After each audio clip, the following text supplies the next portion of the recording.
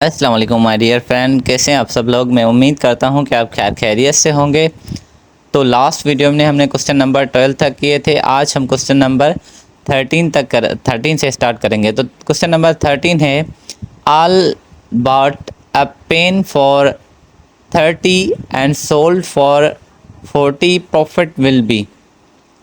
अब देखें कि भाई अली ने पेन खरीदी की है 30 रुपये की और 40 रुपये में भेजी है, तो उसका प्रॉफिट परसेंटेज क्या होगा। एक्चुअली हमें प्रॉफिट परसेंटेज कैलकुलेट करना है ना। तो आप क्या करेंगे, आपके पास जो 10 यानी 30 से 40 तक आपके पास 10 रुपये का प्रॉफिट मिला है। बात समझ में आ रही है। प्रॉफिट ऑब्वियस ही बात है, क्या हमें क्या मिलेगा, 10 मिलेगा। अब हमें कैलकुलेट करना है परसेंटेज। तो हमारे पास ओल्ड प्राइस और यानी कि taken number divided by total number multiply by 100, तो हमें क्या मिल जाएगी, हमें मिल जाएगी परसेंटेज, प्रॉफिट परसेंटेज। तो 0 से जाएंगे। अब 100 से 3 को डिवाइड करेंगे तो आपको क्या मिलेगा, यानी हमारे पास होगा 100 डिवाइडेड बाय 3।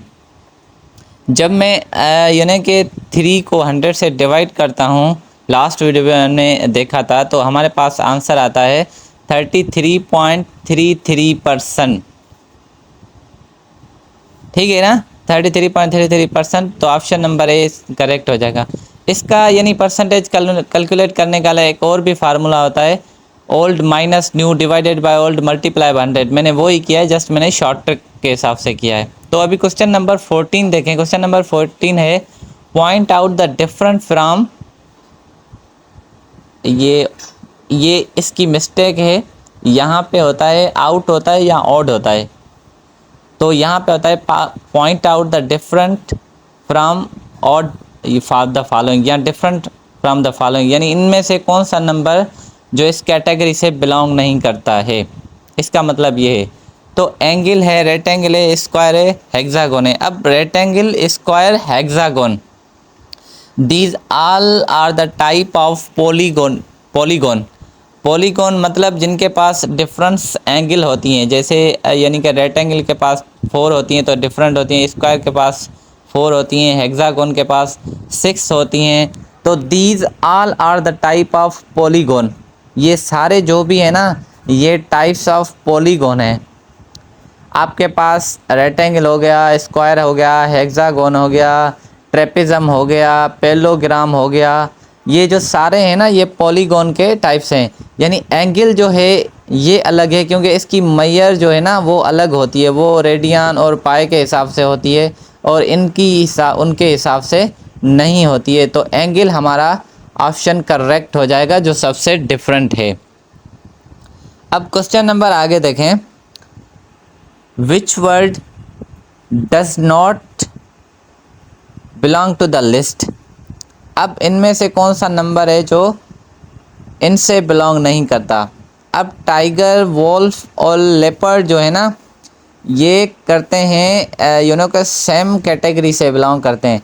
इनमें कुछ ऐसी खासियत होती है जो सेम होती है।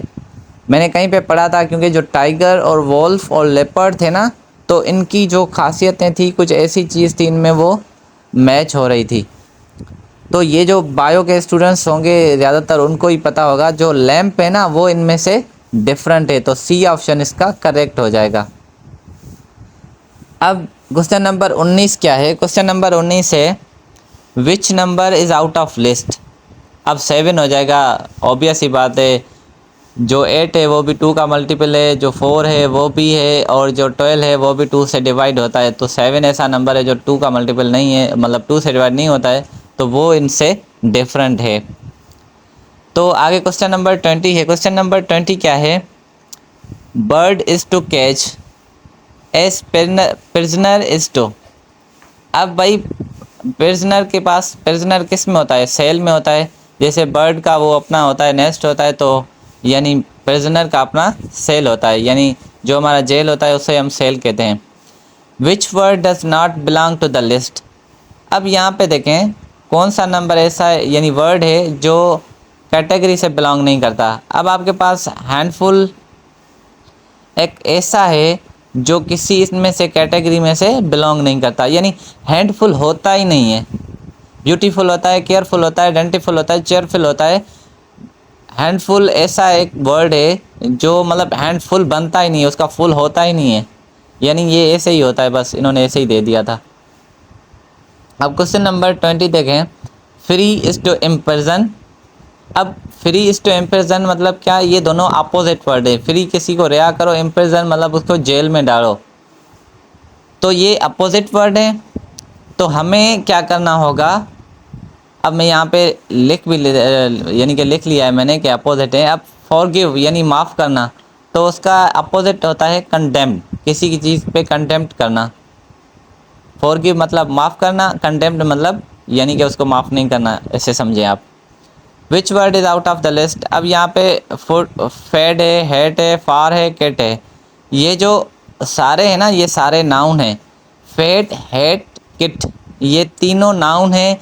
ये शो करते हैं किसी क्वालिटी को या किसी क्वांटिटी को।